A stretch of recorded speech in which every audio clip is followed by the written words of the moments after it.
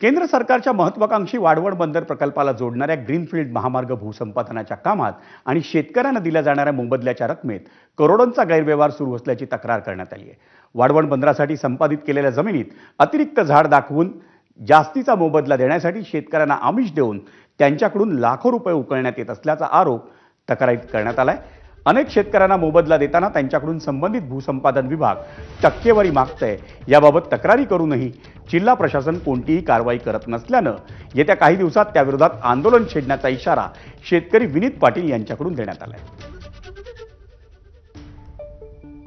ठराविक आणि मोठ्या शेतकऱ्यांच्या जागेमध्ये जास्त झाडं दाखवून किंवा लहान झाडांची मोठं झाडं दाखवून जर पैसे काढण्याचा प्रकार हे करत असेल तर माझा जो बाकीचा शेतकरी आहे की जो शेतकरी 10 गुंठे आहे 15 गुंठे आहे आणि भूमिहीन होणार आहे, मग त्याच्यावर अन्याय का? त्यापेक्षा आम्ही सगळेजण झाडं लावतो, मग आम्हाला सगळ्यांना पैसे द्या ही ती मागणी केलेली आहे। आणि ही जी त्यांनी नोटीस काढलेली आहे या झाडांच्या संदर्भामध्ये ती त्वरित कॅन्सल करावी असं मी त्यांना बोललेलो आहे। त्यांनी न केल्यास यासाठी मी आंदोलन करणार आहे। ठाणे भिवंडी कल्याण मेट्रो 5 या प्रकल्पासाठी करण्यात आलेल्या माती उत्खननात अनियमितता आढळून आली आहे। Afcon infrastructure limited